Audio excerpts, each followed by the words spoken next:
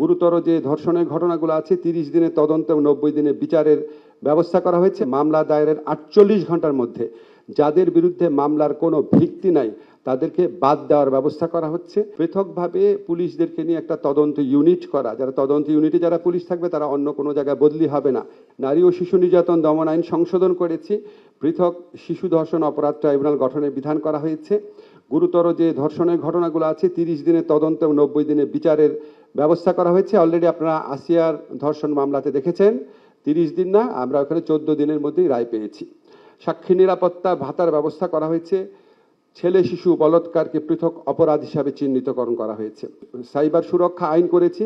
এই সাইবার সুরক্ষা আইন করতে গিয়ে আমরা 23টা ড্রাফট করেছি এবং আমরা প্রায় 16টা কনসালটেশন মিটিং করেছি বিভিন্ন স্তরে, এবং এটা বোধহয় বাংলাদেশের ইতিহাসে প্রথম সাইবার সুরক্ষা আইন যে আইনের কোনো সমালোচনা করা হয় নাই। মামলা দায়েরের আগে আপনারা জানেন মিথ্যা মামলা হচ্ছে, তো মামলা দায়েরের আগেই মামলা একদম ফাইনাল স্টেজ আনুষ্ঠানিকভাবে বিচার শুরু হওয়ার আগে অভিযোগের সত্যতা নির্ণয় প্রাথমিক নিরীক্ষণের ব্যবস্থা রাখা হচ্ছে। মামলা দায়েরের 48 ঘন্টার মধ্যে যাদের বিরুদ্ধে মামলার কোনো ভিত্তি নাই তাদেরকে বাদ দেওয়ার ব্যবস্থা করা হচ্ছে। কালার এক্সপার্ট, জর্জ স্যাপ এবং মাইল্ড অন হ্যান্ডস টেকনোলজি সমৃদ্ধ অরিক্স ক্রিস্টাল ওয়াশ আপনার লন্ড্রি এক্সপার্ট। প্লি বার্গেইন এটা আমাদের দেশে ছিল না, আপনারা জানেন ইন্ডিয়াতে পর্যন্ত রয়েছে, পৃথিবীর অনেক দেশে রয়েছে। ছোটোখাটো অপরাধ যেখানে 7 বছর পর্যন্ত কারাদণ্ড হওয়ার বিধান আছে সেখানে আমরা প্লি বার্গেনিংয়ের ব্যবস্থা রাখছি। গ্রেফতার এবং আটক সম্পর্কে আপিল বিভাগের যে নির্দেশনা আছে সেটা আমরা সিআরপিসির মধ্যে ঢুকাচ্ছি। ন্যূনতম সময় তদন্ত বিচার সম্পন্ন করার ব্যবস্থা করছি। প্রযুক্তির মাধ্যমে সাক্ষ্য গ্রহণ করা, মিথ্যা মামলার বিচারক নিজে নিজে স্বতঃপ্রণোদিতভাবে ব্যবস্থা নেবে, এই ধরনের আরও অনেক বিধান আনতে যাচ্ছি। এটা নিয়ে কালকে একটা খুব ব্রড বেসড কনসালটেশন হবে। এছাড়া আমরা অধস্তন আদালতে বদলি নীতিমালা, বিচারকের পদায়ন সম্পর্কিত বিধি প্রণয়ন, জুডিশিয়াল সার্ভিসের সদস্যদের আচরণ বিধান সেগুলি আমরা জারি করতে যাচ্ছি।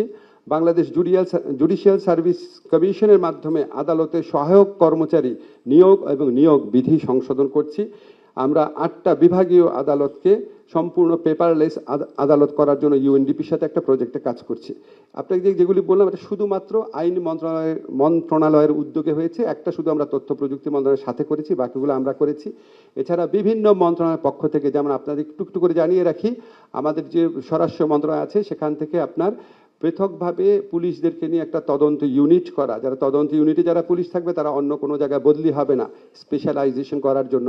আর এটা হচ্ছে পুলিশের মধ্যে একটা ইন্টারনাল অ্যাকাউন্টেবিলিটি মেকানিজম এস্টাবলিশ করা হচ্ছে। আর্থিক খাতে আপনারা জানেন অনেক সংস্কার করা হচ্ছে। দুর্নীতি দমন কমিশন নিয়ে যে সংস্কার প্রস্তাবগুলো করা হয়েছে সেটা, এবং ইলেকশন কমিশন সংস্কার কমিশনের মাধ্যমে সেগুলির অধিকাংশ আমরা আগামী 2 মাসের মধ্যে করে ফেলবো। আমি আরও দীর্ঘ বর্ণনা দিয়ে আপনাদের ভারাক্রান্ত করছি না, শুধু আপনাদের একটা জিনিস আশ্বস্ত করছি, আমরা এই সংস্কারের ব্যাপারে প্রচণ্ড সিরিয়াস এবং আমরা অলরেডি কাজ শুরু করেছি। এবং আমরা আশা করি আপনারা আরও বড় ধরনের সংস্কারের ক্ষেত্রে যে জুলাই সনদ আপনারা এগ্রি করতে পারবেন, সেই জুলাই সনদ এগ্রি করার মাধ্যমে আমাদের এই বড় ধরনের সংস্কার কাজে আরও অগ্রগতি সাধিত হবে। আমরা এই ব্যাপারে কমিটেড আছি।